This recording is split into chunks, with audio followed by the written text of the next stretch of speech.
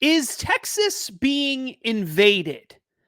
That's an incredibly important question. It's a question that's going to have a huge effect, not just on what's going on in Texas right now at the southern border, but also what other states are going to do in the wake of court cases that are making their way through the judicial system right now in the Fifth Circuit Court of Appeals, but eventually it's going to end up in the Supreme Court. The question of what is an invasion, legally speaking, is a massive question. And it's going to impact laws not just right now in Texas and potentially in other states, but also impact how immigration law is enforced for years and years and years to come, potentially for as long as the current Supreme Court is in place, the ideological composition of that court. So we could be talking about years and years and years, maybe even decades, maybe indefinitely. And so the upcoming case that's going to be dealt with in the Supreme Court, it's currently working its way through the Fifth Circuit, absolutely imperative. But it's even more important than it seems on the surface. I think that the state of Texas actually has even more authority than they're trying to claim when it comes to shutting down the southern border. And I think other states across the country should join Texas in enacting even tougher laws on immigration and border security than what we've seen so far. I'm going to make the case that the Supreme Court of the United States should decide ultimately that states have the authority to completely shut down their borders, build massive border walls if necessary, do whatever they have to do in order to stop an invasion, because I believe that legally speaking, that is exactly what's happening on the southern border right now. My name is Justin Haskins. Welcome to the show. I'm a New York Times bestselling author and also the director of the Socialism Research Center at the Heartland Institute, a national free market think tank. Today's episode is really, really important. But before we get into that, I just want to give a quick call to action. Please, please, please subscribe to the channel, like this video, leave a comment. All of these things are going to help other people see this content. The channel is still really new, trying to get it off the ground. So anything that you can do, it'll only take a moment, doesn't cost any money at all. Just like this video, leave a comment, subscribe to the channel, make sure that notifications when you subscribe to that channel are always on so that you see new content when this video comes up. All of that stuff's going to help other people see this content and future content, and it will also help keep you in the loop when we post new videos as well. All right, so I wrote an article recently for Newsweek. It was part of a debate series that Newsweek does on a bunch of different topics, but this particular topic of the day is the border wall.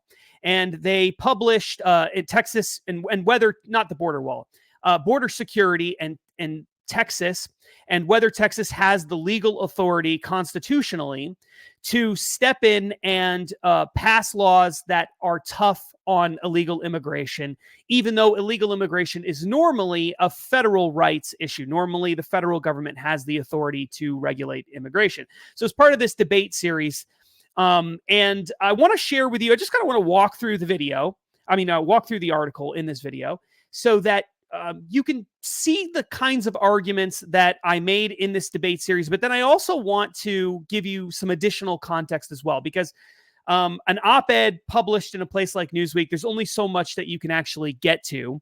There's a lot of other arguments that I really would have liked to fit into that article, but I wasn't able to do that. So I wanted to produce this video so that you had the ability, this podcast episode, so you had the ability to get the very best argument for it, because I think this is a really essential argument that conservatives and limited government people and people who are on the left, even who just think that we should have common sense border security laws, I think they need to understand the meaning of the word invasion in the Constitution is so vital. And states have a lot more authority, I think, under the Constitution to stop widespread illegal immigration than they actually have utilized in the past. All right, so let's bring up the article. If you're watching the YouTube version of this, you'll be able to you'll be able to see it on your screen. If you're not watching the YouTube version of it and you're listening to it through one of the many podcast platforms that I publish these episodes to, then you'll be able to find a link to this Newsweek article in the show notes. All right, so the article I wrote is called, "Is Texas Being Invaded? Founding Fathers Would Say Yes." All right. The whole premise of this article is that the Constitution of the United States, at least as far as the Founding Fathers are concerned, allowed for states to pass laws to stop invasions like what we're seeing right now at the southern border. Okay? So, in the wake of all the craziness that's been going on, millions and millions and millions of people who have crossed the southern border, not just in Texas, but in California and Arizona and elsewhere, and made their way through those states into other states over the course of the Biden administration, but even well before the Biden administration. This was a problem that was happening during the Trump administration. It wasn't as bad under Donald Trump because he put policies in place that made it not as bad, but it was a huge problem under the Barack Obama administration. It was a problem under George W. Bush. It was a problem under Bill Clinton. There are videotapes of Bill Clinton talking about this, Ronald Reagan talking about this, George H.W. Bush. Like, it's been a problem forever. And no one is solving it. No one is fixing it because there's gridlock at the national level on this issue and on a whole bunch of other issues as well. But I believe that states have the right to do this. So Texas passed a law, Senate Bill 4, in November 2023. The law gives Texas police officers the authority to arrest people who are suspected of entering the United States illegally. It also allows Texas state judges to order deportations to Mexico, and it adds, quote, improper border entry, unquote, as a state criminal offense. The Biden administration, in the wake of this, has come in and said, no, you can't do this, Texas. You don't have the legal authority to do this. The Constitution of the United States says that the national government, not state governments, have the authority to regulate border security. They have the authority to regulate immigration. And passing Senate Bill 4 was a massive, massive overreach.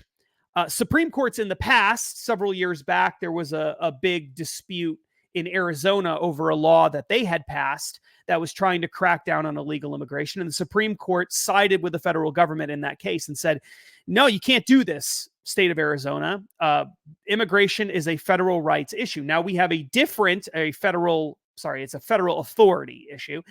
And now we have a different Supreme Court, so we don't know exactly what they're going to do. And federal courts at the appellate level, before we get to the Supreme Court, are going to decide all kinds of different things on this issue. And eventually the Supreme Court is going to have to weigh in. They haven't done that so far, not on the merits of the case. They've ruled on other issues related to this problem in Texas, but they haven't actually dealt with the merits of the law and how it applies to the Constitution and all of that. But they're going to. Currently, it's being considered by the Fifth Circuit Court of Appeals. That's where the Biden administration and Texas are fighting right now. And again, eventually it's going to end up with the Supreme Court. So the question ultimately comes down to a states' rights issue. What does the Constitution say states have the authority to do on the issue of illegal immigration? So, generally speaking, the Constitution does grant the federal government the power to regulate immigration, to declare war, to deal with national defense, to regulate borders, and all of that. There is, however, an exception. This is what it says in Article 1, Section 10 of the Constitution. Article 1 is talking about powers related to Congress. It says, no state shall, without the consent of Congress, engage in war unless actually invaded or in such imminent danger as will not admit of delay. Okay? It says elsewhere that the federal government has a responsibility. It shall defend states from invasion. Okay. So it makes sense that if the federal government isn't defending a state from invasion, then a state or all the states have the authority to take that responsibility on themselves and pass laws that are meant to deal with an invasion or an impending invasion. Okay. So war powers are given to states in the event that the federal government is not stopping an invasion. This is really clear. The question is, what is an invasion? Okay. Everybody agrees that a state can defend itself if it's being invaded. But what we don't agree on, what the legal dispute centers around, is the meaning of the word invasion. Okay. So the state of Texas is claiming that it's being invaded. And the federal government is saying it isn't an invasion because you don't have a formal sort of military invading you. You don't have people shooting each other in order to take part of Texas over or anything like that. You do have people shooting each other. You have drug cartels and violent crime and all of that. And that's going to be a really important consideration, as I'm going to show a little bit later. But you don't have like a full-blown traditional military invasion going on. And I think we can all agree that that's definitely not the case. But does that mean that we don't have an invasion? Is the word invasion limited to circumstances where you have actual militaries with generals and guns invading land, right? Or invading waterways or whatever. And I'm going to argue the answer to that, according to the founding fathers, is no. Now, that matters a lot because the founding fathers' understanding of the word invasion should control how we interpret the word invasion today. That's the only way that any law makes any sense. Okay, if you can start changing the meaning of words in the Constitution to mean whatever it is you want it to mean, well, then ultimately the Constitution means nothing. It's just can be anything you want, right? And so I don't think anyone honestly who looks at the Constitution and wants to find the right ways to apply it can say, well, words can just mean whatever they want. There are people on the left that take that position, and that's because they don't really care about the Constitution, and they do just want it to mean whatever it is they want it to mean. So they apply the Constitution in a very literal way sometimes, and then in other ways they apply it in a completely different way. And I think that's wrong. And I think the vast majority of people would agree that's wrong. So we should be trying to understand what the word invasion means, and that should be the controlling factor. Okay. So currently, in modern speak, invasion can mean a whole bunch of things, but I think most people would say when they hear the word invasion, they typically, when we're not using it when we're using it in a literal sense, okay, and we're talking about countries and borders and laws, typically when people hear the word invasion, they think a military invasion. But in the time of the founding fathers, that really wasn't the case. There are these two constitutional law scholars, really, really incredible constitutional law scholars named Rob Natelson, and Andrew Hyman. And they wrote an academic article that was published. I think it may have been published last year. It was either 2020. Oh no, it was published in 2024. It's called The Constitution, Invasion, Immigration, and the War Powers of the States. And in this article, which is like 40 something pages long, they go through a detailed historical analysis of what the word invasion meant at the time of the founding fathers. And one of the things they did was look at dictionaries from that period of time. And what were the dictionaries saying? How were they defining the word invasion? And I think they looked at 13 dictionaries. I don't have the number in front of me, but I think it was 13 dictionaries at the time. It was over 10 and less than 20. And what they found was that in every single definition, except for one dictionary, all the other dictionaries define the word invasion in such a way that it would apply to a whole bunch of situations outside of just a military invasion. Essentially, invasion meant that you had an unauthorized entry into land or water that belonged to a sovereign government that included even a slight degree of hostility. So it couldn't just be someone peacefully walking across a border, and then there's no hostility at all. There's no other laws being broken. They're just walking across the border. That would be trespassing. Okay. That's how most people understood trespassing during that period of time. And that's still pretty much true today.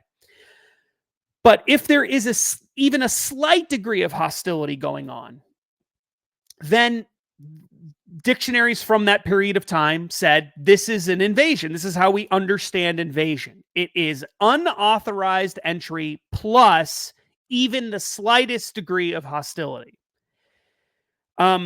There are a bunch of different examples that Nadelson and Hyman provide in their article. So I want to talk about a couple of them. I included them in my article for Newsweek. And I think they're really, really, really important examples. I think most people have really either not thought about it or they've never even heard of some of these examples. One of my favorite ones that I included in the Newsweek article is from Connecticut and Pennsylvania. Prior to the Revolutionary War and even after the Revolutionary War, there was a dispute called the Pennamite Yankee War. And this was a series of conflicts between citizens of the colony of Pennsylvania and then later the state of Pennsylvania and the colony of Connecticut. Connecticut claimed that it had rightful control over an area called the Wyoming Valley. Okay.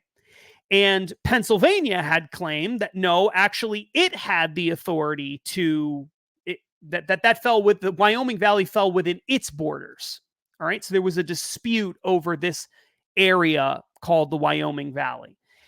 Connecticut settlers started leaving Connecticut and moving into the Wyoming Valley and setting up towns in the Wyoming Valley.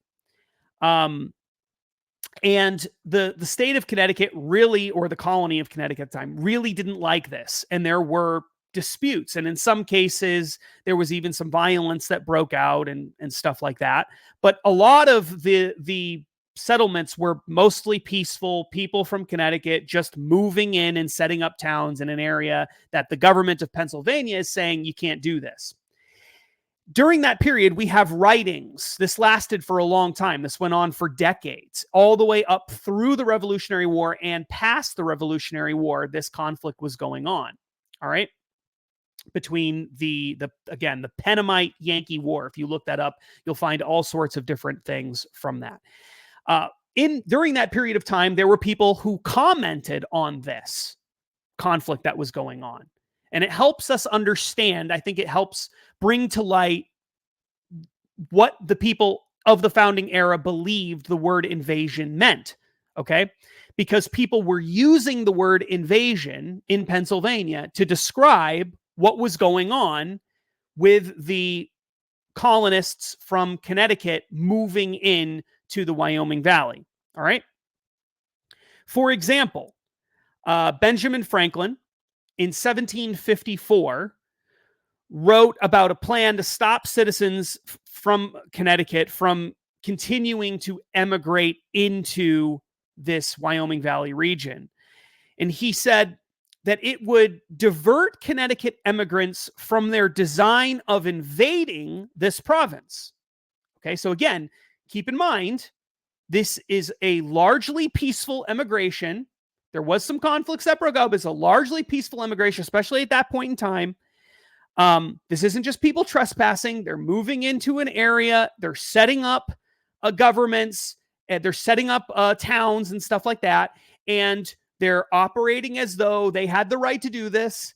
And the state of Pennsylvania, the government of Pennsylvania, a lot of leaders in Pennsylvania, both before it became a state and after the Revolutionary War, are saying they can't do this. This is an invasion. It wasn't just something that Benjamin Franklin referred to it as invasion. There were a lot of people calling it an invasion at the time. the uh, state of Pennsylvania actually officially called it an invasion. They declared it an invasion in a resolution, a legislative resolution that they passed in 1784. There was a discussion about what should happen. They wanted Congress to resolve this problem in the 1780s. So now we're at 1780s. We're talking about after the Declaration of Independence and all of that stuff, right? And there was a petition. We need to resolve this issue. Who gets this land and everything else? And the state of Pennsylvania, or the government of Pennsylvania at the time, came out and said, through its legislature, that the Connecticut settlers are, quote, invaders of the state. Okay, so they officially declared them invaders of the state. All right, so again, the word invasion is being used to describe people who are crossing a border. These are American. Everybody agrees in 1784 in Pennsylvania, and even before you had the Revolutionary War with Benjamin Franklin, he would have said that people in Connecticut are Americans. Everyone agrees they're American citizens, but they're still being called invaders because they are committing an unauthorized entry into an area that Pennsylvania is saying this area belongs to us and we never gave you permission to come in here. And now you're setting up governments and doing things like that. You're setting up towns and we don't think you have the right to be here. You need to go back to Connecticut. That's what they're saying. And they're classifying these people as invaders. Okay, so this is an official proclamation from the state of Pennsylvania saying these people are invaders. And for decades prior to that, this is the quote that I gave from 1784. That's 30 years after Benjamin Franklin had written about them as invaders as well. Okay, so this is language that had been going on for a long time.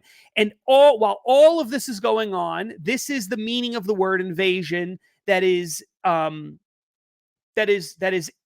sort of in the minds of the founding fathers who are putting together the Constitution of the United States. Okay, so it seems pretty clear, right? This is an example of invasion, and it seems like what's going on right now at the southern border in Texas and in Arizona and in California, and then in other states where people are crossing by water or whatever.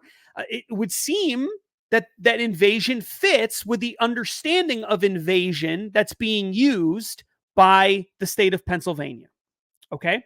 Now, the settlers in Connecticut would have said, this isn't an invasion because we have every right to be here because this is our land, not yours. Okay. But that's not the point. The point is people understood that the word invasion didn't necessarily mean an invading army with a general and soldiers and burning and raping and pillaging and doing all the things that militaries do. That's not necessarily what the word invasion means. Okay. That wasn't the only use of the word invasion at the time of the founding fathers, though. There were other uses of the word invasion too. Another really interesting use of the word invasion was common during that period of time and prior to the American Revolution as well. People often referred to pirates as invaders. Okay. That was very common for people to refer to pirates as invaders. So there's an example of a founding father doing this in writing, talking about the Constitution of the United States in the Federalist Papers, which were written by various supporters of having a constitution. And they're trying to convince the American public that we need to have a constitution. We can't continue to operate under the Articles of Confederacy, which was a legal document that existed prior to the Constitution that had a lot of flaws in it, a lot of weaknesses. The person who's considered the father of the American Constitution, James Madison, one of my favorite founding fathers, awesome guy. James Madison wrote in the Federalist Papers, and he's talking about a navy, and he's talking about why we need to have a navy and some of the things that are related to naval rights and stuff like that. And he says that a navy would be important to the new nation to prevent, quote, pirates and barbarians, unquote, whom he also refers to as, quote, daring and sudden invaders. All right. So again, another example of the word invasion, invaders, some variation of the word invasion being used to refer not to not to a military force trying to take over a country or a part of a country, you know, what's going on with Russia invading Ukraine and taking the Crimea and taking, you know, parts of Eastern Ukraine and all that. Like, everyone understands that's an invasion. But the founding fathers in their day, invasion also meant anytime you had people who were engaging in an unauthorized entry with some hostility to it. And pirates would have been considered part of that. Now, why does that matter? That matters a lot, actually, because regardless of what you might think of legal immigration, and much of illegal immigration that's peaceful, let's say that. Regardless of what you think of legal immigration or illegal immigration that's peaceful, everyone can agree that there are massive drug cartels shipping illegal drugs, running guns, killing people, taking hostages, engaging in gang violence and other things at the southern border and in the United States, and that they're coming across the border and engaging in these violent activities, engaging in organized crime, causing hundreds of thousands of people over long periods of time to die, millions of people probably, if you go over a long enough period, to die from drug overdoses, gang violence, etc. And that this has been going on for decades. And no one disputes that. But what most people don't recognize is that that is an invasion in the minds of the founding fathers. That's also an invasion. It's the same. It's this because what's the difference between that and pirates? Really, when you think about it, if you put yourself in the shoes of the 18th century founding fathers, and piracy was a huge problem during that period of time. And pirates didn't just engage in naval hostility. They would often show up at ports and invade towns and take property and do things like that, right? So piracy wasn't just something that happened in the ocean. It also happened on land partially as well. And how did they understand that? They understand that as people being invaders. Okay? So I think when you piece all of this together, it seems pretty obvious to me that the word invasion didn't mean a standing military. It could mean a military invasion, a traditional military invasion, but it also had other meanings. We saw that with the Pennamite Yankee War between Connecticut and Pennsylvania. We saw that with pirates and the founding fathers' understanding of piracy. And I don't know how anyone can argue that what we're seeing at the border right now is at the very least similar to what's going on with pirates and the Pennamite Yankee War. I don't know the difference between these situations. In fact, you could make an argument that the Pennamite Yankee War is less of an invasion than what we're seeing at the southern border, because the Pennamite Yankee War at least involved citizens of the United States or citizens of the colonies. They were all British citizens and then American citizens, right? It wasn't like Canadians were invading or Mexicans were invading. It was citizens of one state invading citizens of another state. That's how the people of Pennsylvania officially understood it. That's how the founding fathers understood it. And I don't see how you could argue that that's much different than what we're seeing right now. It's not even as bad as what we're seeing right now. Not in terms of raw numbers, not in terms of the effect of the country, not in terms of the effect of states, not in terms of the effect of the sort of egregiousness of the act, because you're dealing with people who are not even American citizens coming into the country, right? So it's worse than the Pennamite Yankee War, and yet people during that period said that's an invasion. We all understand it. That's an invasion. Okay? I really think this is a powerful argument. But there's even more interesting arguments related to this. And I want to talk about that as well, because I think it adds some context to what was going on during the American Revolutionary War and just after the American Revolutionary War and the founding fathers coming up with the Constitution. This issue of what authority do states have to regulate, to engage in warfare, to defend themselves. This was something that was talked about quite a bit. So the article that's up on the screen right now, if you're watching the YouTube version of this, is the article that I referenced earlier by Rob Nadelson and Andrew Hyman, The Constitution, Invasion, Immigration, and the War Powers of the States. What I want to do is show you a particular part of this article that deals with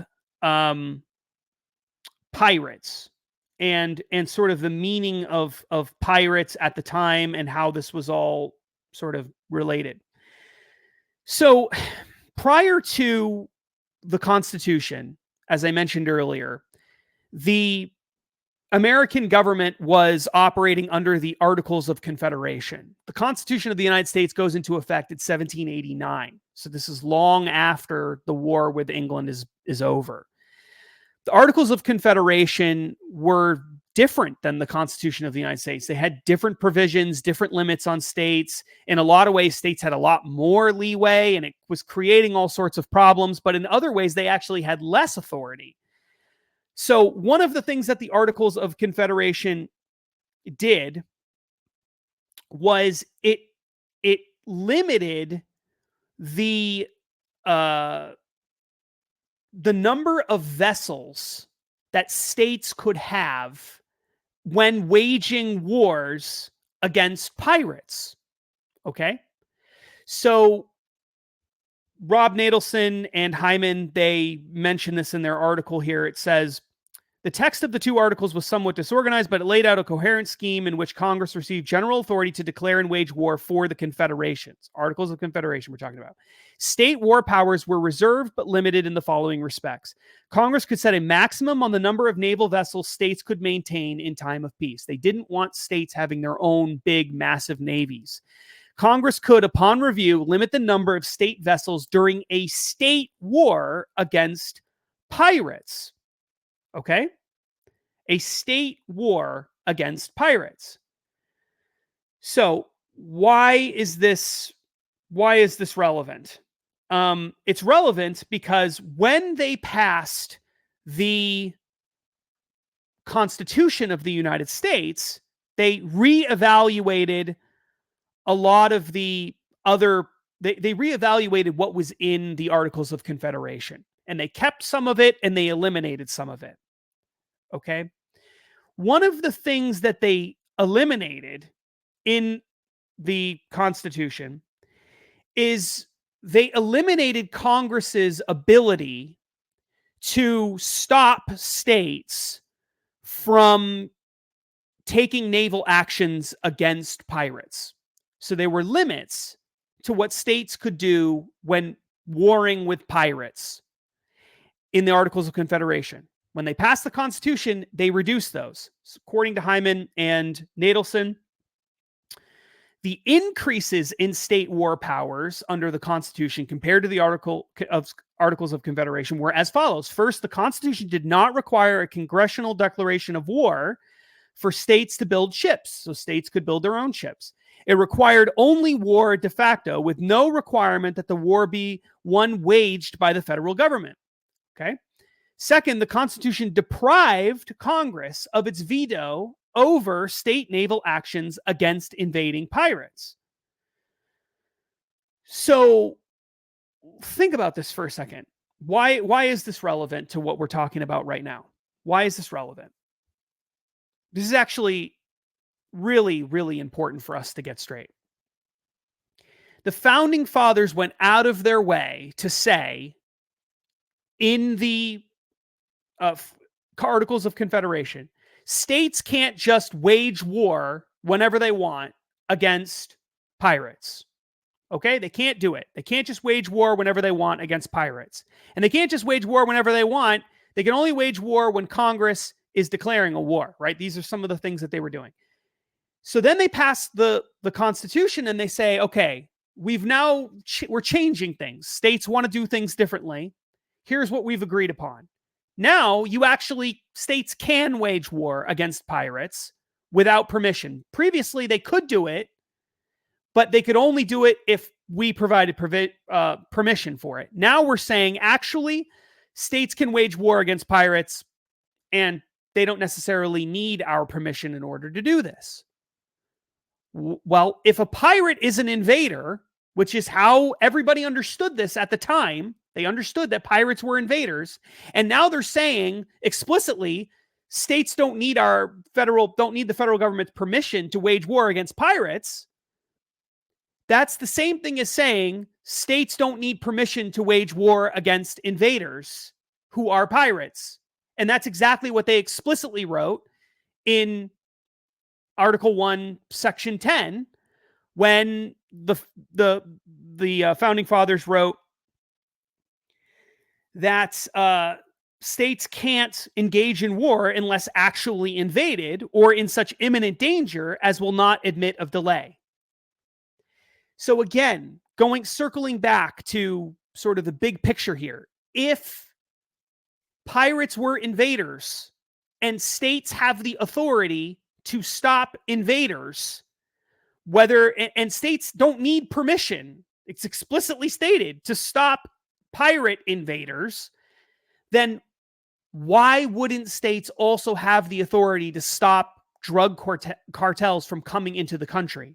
If the federal government, which is legally obligated, the Constitution says that the federal government shall stop invaders. If the federal government is not stopping the invaders, then states have every right to stop the invaders. And drug cartels, at the very least, regardless of what you think of peaceful illegal immigrants who are coming here, at the very least, drug cartels are like pirates, and states had the right to stop pirates. This is a really straightforward thing.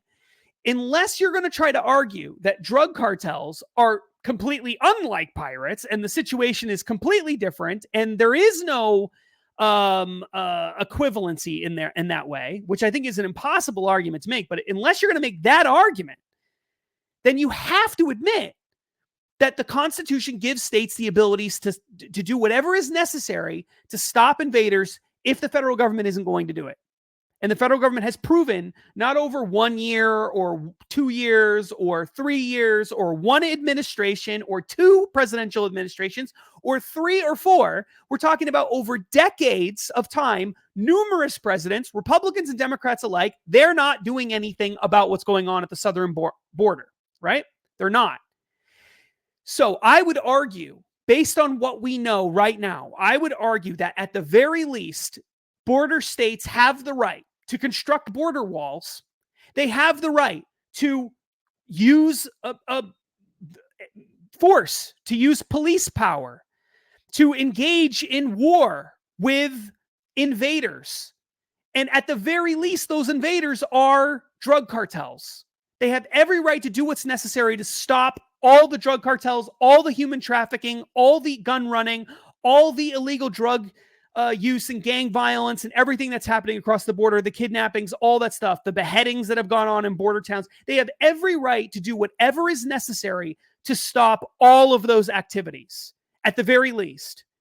Now, after building border walls and building massive border security and doing everything they need to do to stop drug cartels and human trafficking and all the other activities that are not that far off from what the founding fathers were dealing with when it came to pirates, after doing all of that, I think you could make the case that the federal government has the right to set immigration policy when someone peacefully walks up to the border wall and claims asylum or something like that. The federal government still has the right to do that. That's completely within the rights of the federal government.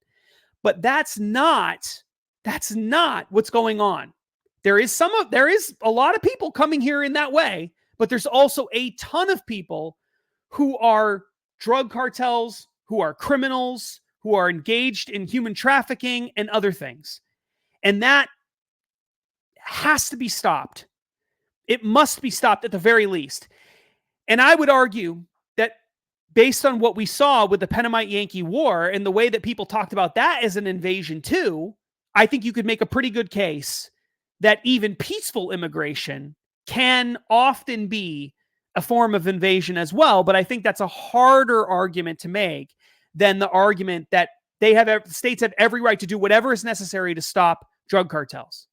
In the same way that states were given the authority, they were even given more authority under the Constitution than they had under the Articles of Confederation to stop pirates. In that same way,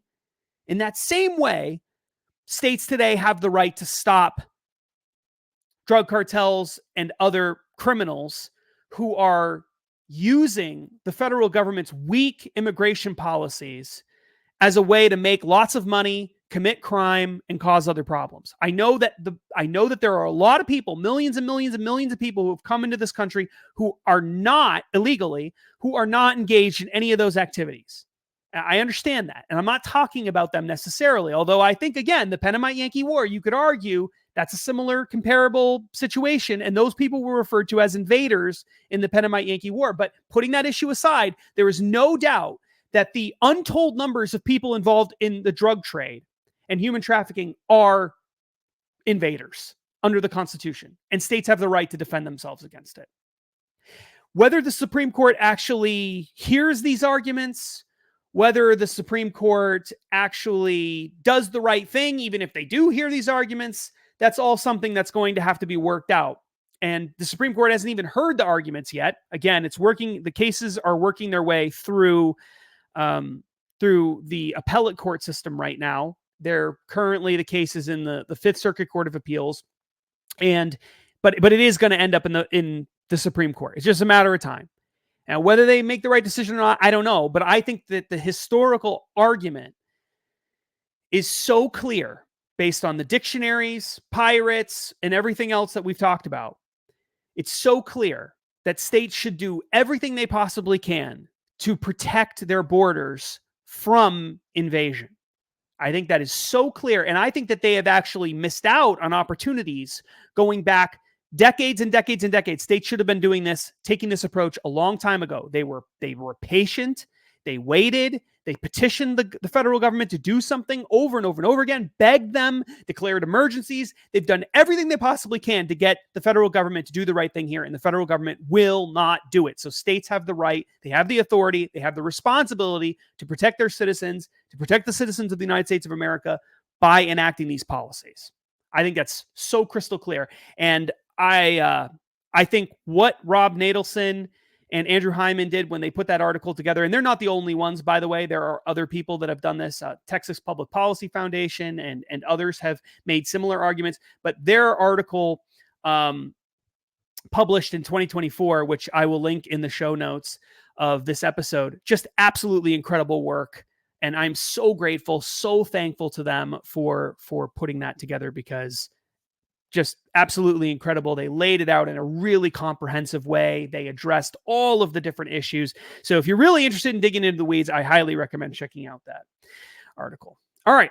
That's all we have for today, for this episode of the Justin Haskins Show. Thank you for joining us. Again, please like this video, leave a comment, subscribe, share it with friends and family members. People need to know the truth about what rights their state governments have to deal with the illegal immigration problem, but specifically with drug cartels and other invaders of this country. So share this video, like this video, leave a comment. And until next time, please stay free. My name is Justin Haskins, and thanks for watching.